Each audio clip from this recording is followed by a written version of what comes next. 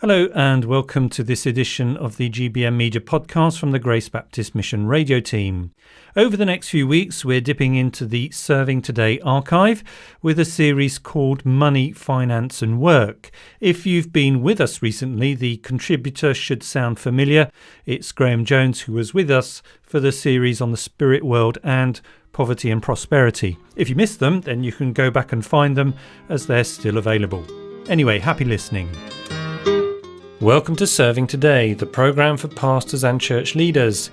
I'm Andrew Cook. I'm glad to be with you once more.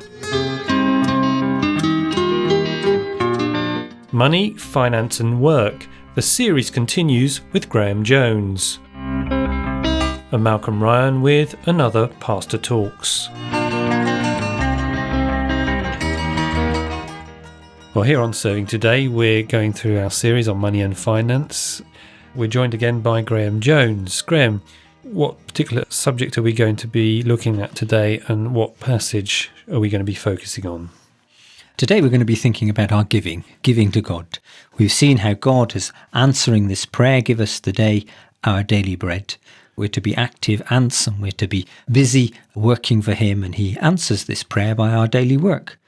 We've seen something of how we're to be content with what God has given us, how we're to plan, and part of that planning means that we can provide for God's work. We're going to turn to 1 Corinthians chapter 16, verses 1 to 4. Now about the collection for the Lord's people, do what I told the Galatian churches to do. On the first day of every week, each one of you should set aside a sum of money in keeping with your income, saving it up so that when I come, no collection will have to be made. Then when I arrive, I will give letters of introduction to the men you approve and send them with your gift to Jerusalem. If it seems advisable for me to go also, they will accompany me.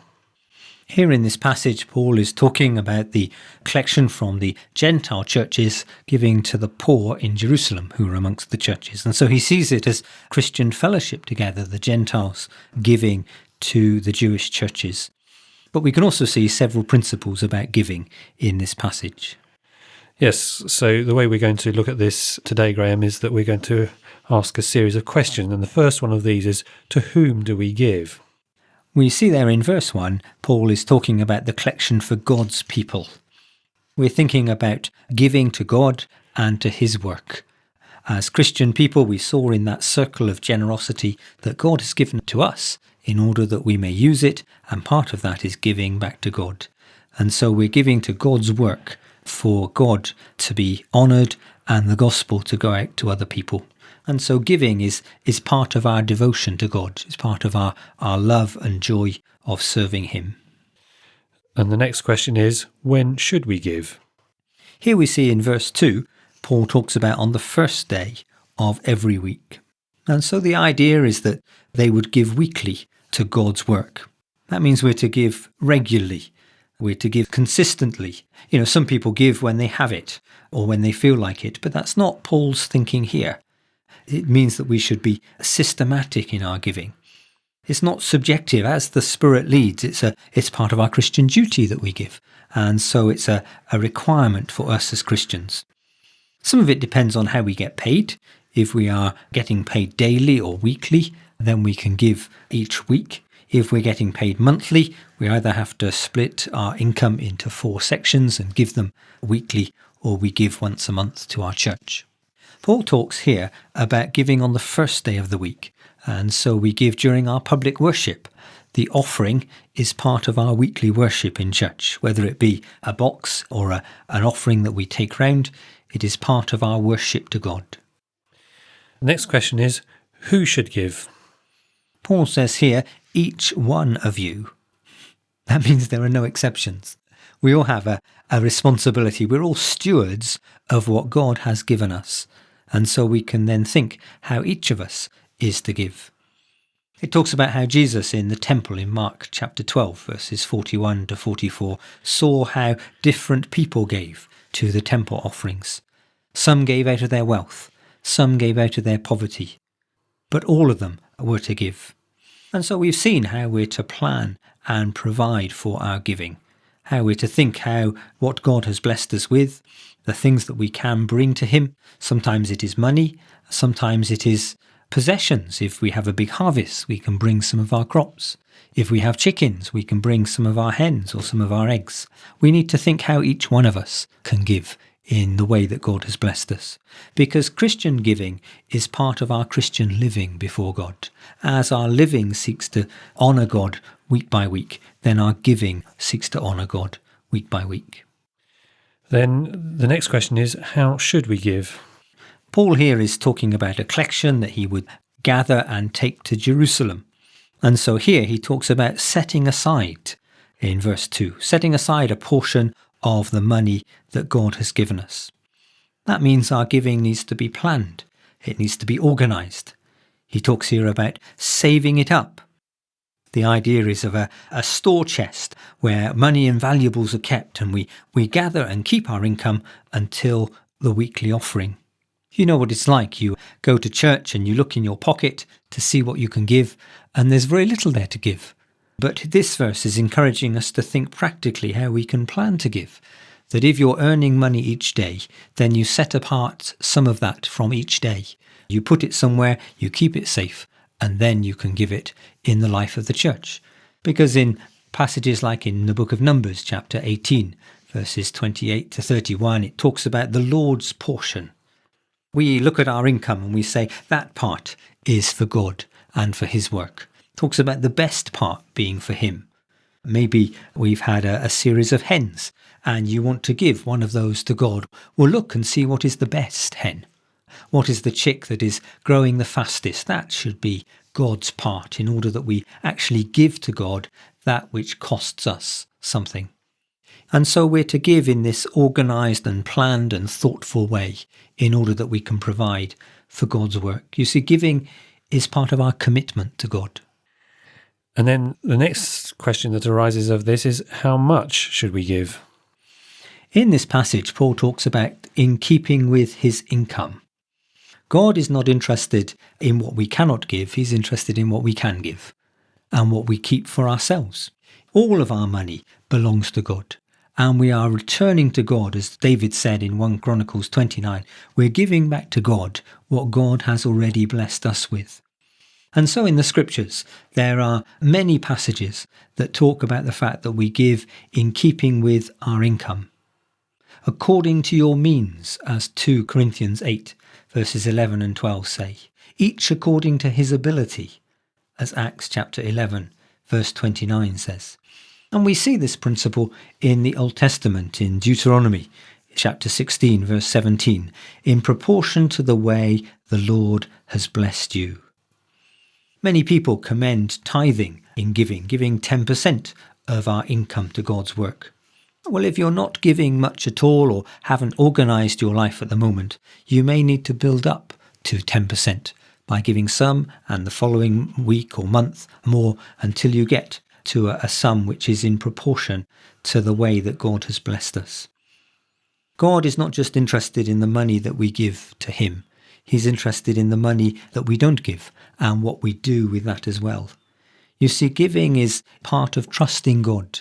What he has provided us with, we give to him, and we use the rest wisely for our living, our daily bread. In the book of Malachi, the Lord talks about the tithes and the offerings and says, test me in this and see. And so giving is actually part of our trust in God. Because God has given to us in daily needs, we can also give to him and his work. It is part of our trust in God. And then the last question we want to ask is, why should we give?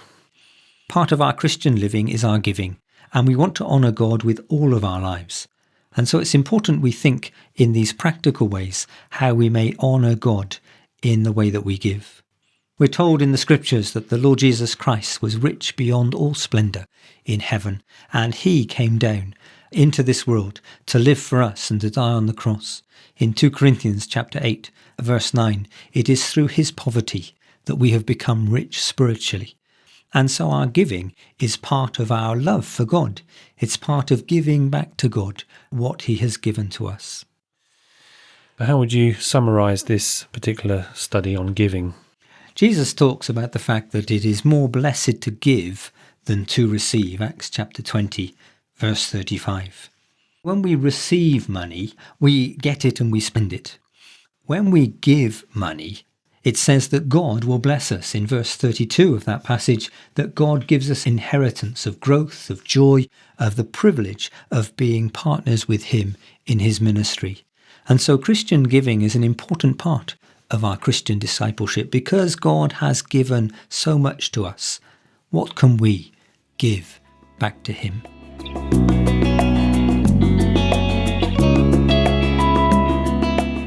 Next, we have Malcolm Ryan with us again. In the series A Pastor Talks, Malcolm shares spiritual and pastoral lessons. For those in ministry, these are helpful in knowing how to approach often difficult issues that can come up. Or it could be that even those in leadership find themselves doubting or discouraged. Whatever your situation is, here's Malcolm. What's life like for you right now? Maybe it's a breeze, maybe everything's just fine. Then again, maybe you've had a few hard knocks lately and you don't know how you're going to cope with the challenges ahead. Not only that, but if you know Jesus as your Lord and Saviour, you'll be aware that when other people know you're going through tough times, they watch to see how you cope. They watch to see if your faith is genuine. They watch to see if, as Psalm 46 claims, God really is your refuge and strength. No pressure then. Now, as someone who has dealt with all sorts of pastorally challenging situations, I'm all too well aware of the harm that could be done by trying to give easy, unrealistic answers to difficult, complex problems. And being only human, I certainly don't have all the answers as to why we go through tough times.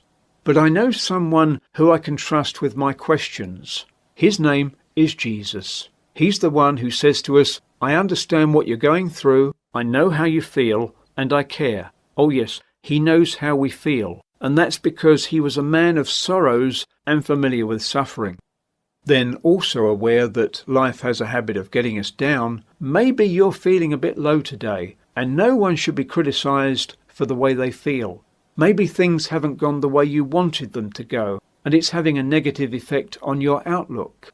In fact, you may be saying, this world hasn't treated me at all well, yet I'm a nice person. But facing up to reality, here comes the reply.